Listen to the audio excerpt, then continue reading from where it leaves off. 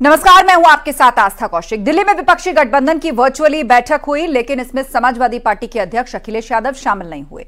अखिलेश यादव को जुड़ने के लिए संपर्क किया गया, लेकिन अखिलेश यादव अपनी पार्टी की मीटिंग में बिजी थे। एक तरफ बीजेपी लगातार अपने 2024 से जुड़े अभियानों को धार दे रही है, तो दूसरी तरफ INDIA गठबंधन अभी आपसी विवादों को सुलझाने में ही जुटा है। आज गठबंधन के दलों की एक और बैठक हुई। वर्चुअल बैठक में 28 में से 14 दल शामिल रहे। बैठक में सीट शेयरिंग, संयोजक का नाम, PM फेस को लेकर चर्चा हुई। बैठक में मल्लिकार्जुन खड़गे, शरद पवार, नीतीश कुमार और लालू यादव, अरविंद केजरीवाल शामिल हुए। तो वहीं उद्धव ठाकरे, अखिलेश यादव और ममता बनर्जी बैठक में शामिल नहीं रहे। इसके दूसरी तरफ कांग्रेस और समाजवादी पार्टी में भी यूपी में सीट शेयरिंग को लेकर कई उतार चढ़ाव दिख रहे हैं। खबर यह भी है कि बैठक के दौरान नीतीश कुमार को संयोजक बनाने का प्रस्ताव रखा गया, लेकिन नीतीश कुमार ने इस प्रस्ताव को ठुकरा दिया। नीतीश कुमार ने संयोजक बनने से इनकार कर दिया।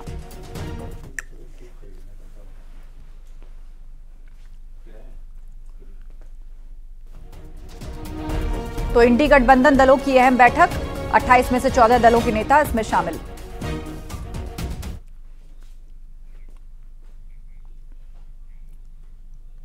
कांग्रेस और SP के बीच सीट शेयरिंग को लेकर हुई बैठक के बाद खटास आती दिख रही है। सूत्रों के हवाले से खबर है कि बैठक में कांग्रेस ने 35 सीटों पर दावा पेश किया, जिसके बाद SP की तरफ से प्रत्याशियों के नाम मांगे गए। हालांकि कांग्रेस सीटों पर सहमति बनने से पहले प्रत्याशियों के नाम बताने को तैयार नहीं थी, जिसके बाद यह बैठक एक तरह से बेनतीजा खत्म हुई। वहीं बैठक के बाद समाजवादी पार्टी की सोशल मीडिया हैंडल से कांग्रेस को धोखेबाज कहा गया। हालांकि थोड़ी देर बाद इस ट्वीट को डिलीट कर दिया गया। उधर कांग्रेस की ओर से भी समाजवादी पार्टी को नसीहत देते हुए बीजेपी के खिलाफ एकता दिखाने को कहा गया है। जो ऐसे तत्व जो गठबंधन में रोड़ा है, उनको छोड़कर आना होगा। और जो इंडिया गठबंधन की पहली बैठक में यह तय हुआ था कि हम सभी मतभेदों को भुलाकर गठबंधन का हिस्सा बन रहे हैं, हमारी कोई शर्त नहीं है, उसका ध्यान रखना होगा। तभी 2024 में इंडिया गठबंधन सत्ता में पहुंचेगा और लोगों के लिए काम करेगा। नहीं तो तानाशाह भाजपा सरकार इसका फायदा फिर से उठाएगी। इसका सभी को ध्यान रखना है, समाजवादी पार्टी। और सीधे चर्चा के लिए हमारे साथ हमारे सहयोगी अमितेश जुड़ रहे हैं। अमितेश, बड़ा सवाल यही है कि क्या होगा गठबंधन का भविष्य। सीट शेयरिंग को लेकर सहमति बननी तो दूर, बल्कि आपसी खटास भी दूर नहीं हो पा रही।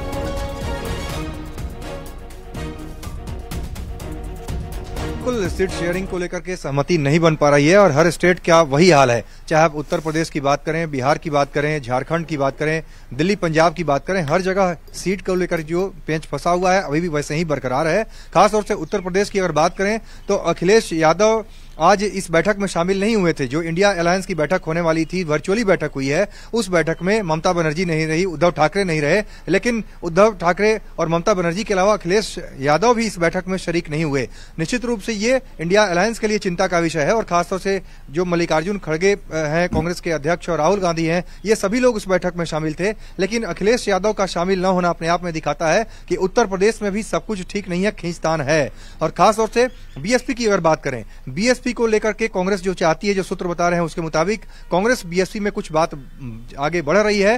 कांग्रेस चाहती है कि BSP को भी साथ लाया जाए, इस अलायंस का हिस्सा बनाया जाए। उसको लेकर भी कहीं न कहीं समाजवादी पार्टी के भीतर एक चिंता का कारण है। समाजवादी पार्टी इस बात को बहुत अच्छे तरीके से नहीं देख रही है, अगर इस बात को देखें तो। दूसरी तरह से अगर जो सीट शेयरिंग का जहां तक सवाल है, कांग्रेस की जो डिमांड है उत्तर प्रदेश के अंदर जो 35 सीटों की बात कही जा रही है, उसको लेकर के असहज है समाजवादी पार्टी। सपा को लगता है कि कांग्रेस इतना सीट डिजर्व नहीं करती है उत्तर प्रदेश में, और कांग्रेस अगर इतनी सीटों की डिमांड कर रही है तो सबसे पहले अपने उम्मीदवारों के नाम का ऐलान करे, उसके बाद फिर बात आगे। जैसे भी कांग्रेस से सीट उम्मीदवारों के नाम के बारे में पूछा गया, कौन कौन आपके उम्मीदवार हैं, उसको लेकर के जो सूत्र बता रहे हैं काफी कांग्रेस भी इसको लेकर के असहज है। तो सब कुछ ठीक नहीं है जहां तक इंडिया अलायंस का सवाल है उत्तर प्रदेश के भीतर भी। जी बिल्कुल, उत्तर प्रदेश के भीतर भी जो है वो घमासान कांग्रेस और समाजवादी पार्टी के बीच में खुल करके सामने आ रहा है। अमितेश, आज कोशिशें की गई अखिलेश यादव को जोड़ने की वर्चुअली, लेकिन वो नहीं जुड़े और कहा यह गया कि वो अपनी पार्टी की किसी मीटिंग में बिजी हैं। लेकिन सीट शेयरिंग से ज्यादा बड़ा मुद्दा क्या हो सकता था? क्या खुलकर कांग्रेस और SP के बीच में जो मध्य प्रदेश विधानसभा चुनाव के बाद हुआ, अब उत्तर प्रदेश के अंदर 2024 के लिहाज से कुछ संभल नहीं पाया है? जी हाँ, बिल्कुल। देखा जाए तो 4 बैठकें पहले शीर्ष नेताओं की हो चुकी हैं इंडिया अलायंस की। पहले पटना में 23 जून को बैठक हुई, उसके बाद बेंगलोर में बैठक हुई, फिर मुंबई में, फिर 19 दिसंबर को दिल्ली में बैठक हुई थी। लेकिन पहली वर्चुअल बैठक थी बड़े नेताओं की, जो शीर्ष नेता हैं इंडिया अलायंस के। उसमें अखिलेश यादव शामिल नहीं हुए, उद्धव ठाकरे शामिल नहीं हुए, ममता बनर्जी इसमें शामिल नहीं हुई।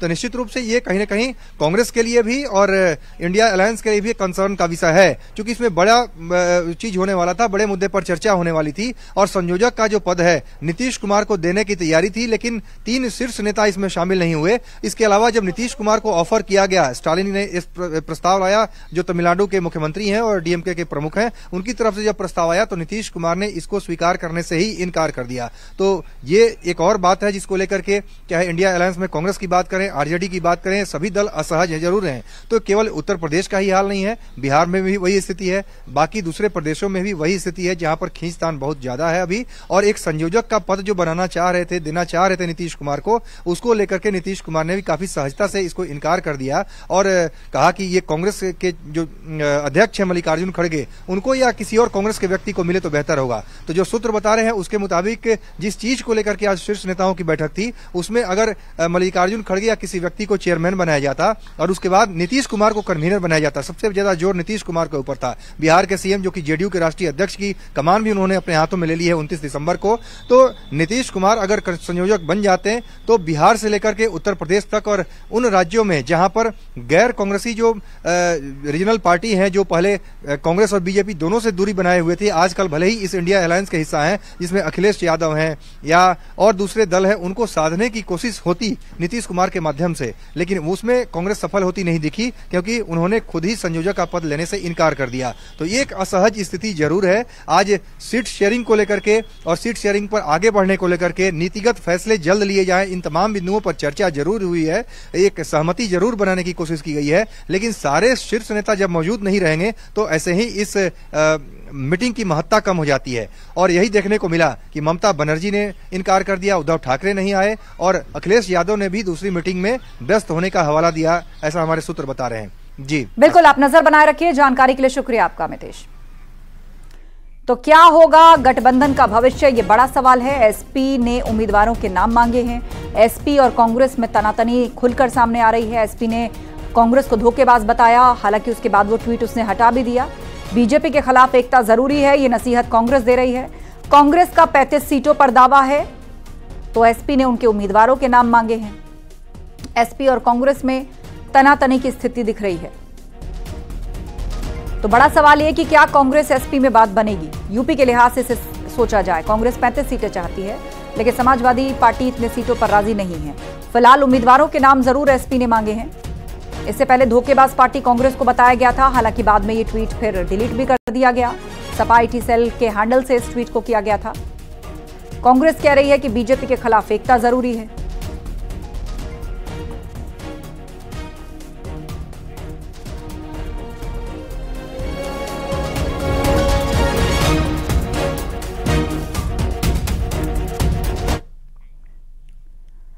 इंडी गठबंधन पर जेपी नड्डा ने निशाना साधा है। उन्होंने कहा गठबंधन ही आभासी है।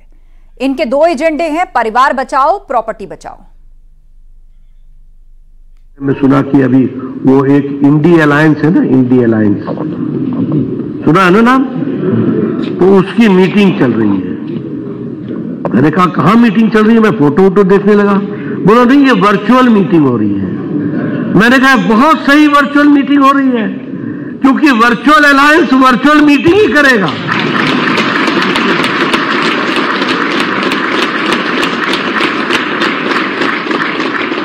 ये तो वर्चुअल अलायंस है, तो ये वर्चुअल मीटिंग करेगा, रस्म अदायगी करेगा, और क्या करेगा, और इससे ज्यादा ये क्या कर सकते हैं। और मैं एक बात यहां ये भी कहना चाहता हूं, इनका एजेंडा क्या है।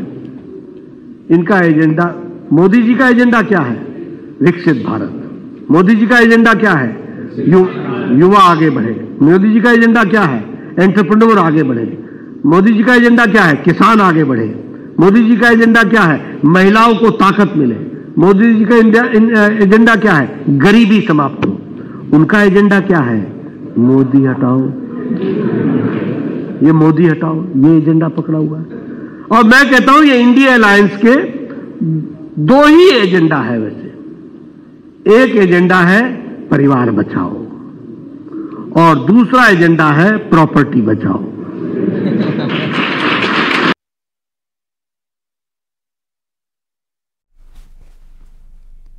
वहीं डिप्टी सीएम केशव प्रसाद मौर्य ने इंडी गठबंधन पर निशाना साधा और कहा ये लोग अच्छे काम को भी हजम नहीं कर पाते।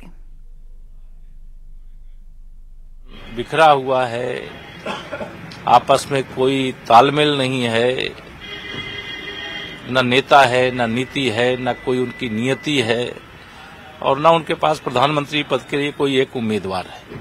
भारतीय जनता पार्टी के लिए सौभाग्य की बात है कि हमारे देश के आदरणीय प्रधानमंत्री माननीय मोदी जी तीसरी बार मोदी सरकार यानी फिर से हमारी सरकार बनने जा रही है और विपक्ष से कहीं लड़ाई में नहीं।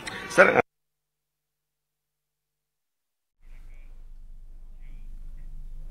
अयोध्या में 22 जनवरी को होने वाले प्राण प्रतिष्ठा कार्यक्रम में बसपा सुप्रीमो मायावती को भी आमंत्रित किया गया। इसके लिए उन्हें निमंत्रण भेजा गया। वीएचपी ने मायावती को कार्यक्रम के लिए निमंत्रण भेजा है। वीएचपी के मुताबिक उन्होंने निमंत्रण स्वीकार भी किया, लेकिन कार्यक्रम में वो शामिल नहीं होंगी। तो मायावती प्राण प्रतिष्ठा कार्यक्रम में शामिल नहीं होंगी। वीएचपी की तरफ से उन्हें निमंत्रण दिया गया, उन्होंने निमंत्रण लिया भी, लेकिन ये स्पष्ट किया, असमर्थता उन्होंने जताई कि वो प्राण प्रतिष्ठा कार्यक्रम में शामिल नहीं होंगी।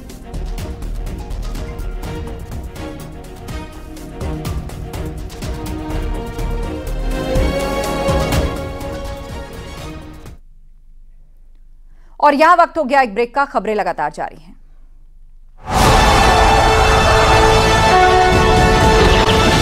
नेता लालकृष्ण आडवाणी ने राष्ट्र धर्म पत्रिका में एक लेख लिखा है जो 16 जनवरी को प्रकाशित होगा। आडवाणी ने लिखा है कि नियति ने तय किया था कि अयोध्या में भगवान राम का भव्य मंदिर बनाया जाएगा और उसने इसके लिए प्रधानमंत्री नरेंद्र मोदी को चुना। पत्रिका के विशेष संस्करण की कॉपी उन सभी लोगों को दी जाएगी जो 22 जनवरी को अयोध्या में राम मंदिर प्राण प्रतिष्ठा समारोह में शामिल होंगे। लेख में आडवाणी ने राम मंदिर निर्माण के लिए 33 साल पहले निकाली गई रथ यात्रा का जिक्र किया। उन्होंने लिखा, उनका मानना है कि अयोध्या आंदोलन उनकी राजनीतिक यात्रा में सबसे निर्णायक और परिवर्तनकारी घटना थी। इस यात्रा ने उन्हें भारत को फिर से खोजने और इस प्रक्रिया में खुद को फिर से समझने का मौका दिया। इस लेख में आडवाणी ने लिखा कि अटल जी की कमी खल रही है।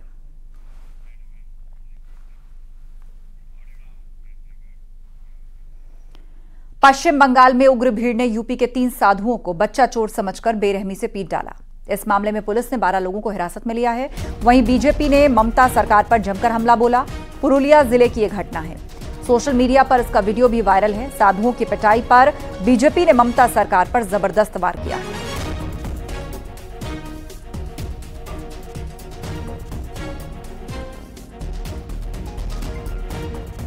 आखिरकार ये वातावरण क्यों, ये तुष्टीकरण की राजनीति ने इस वातावरण खड़ा कर दिया है कि कभी राम जन्मभूमि का अगर शिलान्यास हो तो बंगाल में कर्फ्यू जैसी स्थिति खड़ी कर दे। सवाल ये खड़ा होता है कि तुष्टीकरण की राजनीति पश्चिम बंगाल को कहां लेकर जा रही और आखिरकार ये हिंदू विरोधी सोच क्यों है। और रुकेंगे छोटे से ब्रेक के लिए, जल्द होंगे हाजिर। अयोध्या के साधु संतों ने बंगाल में साधुओं पर हमले की सख्त निंदा की है और इसको लेकर ममता बनर्जी सरकार पर हमला बोला है।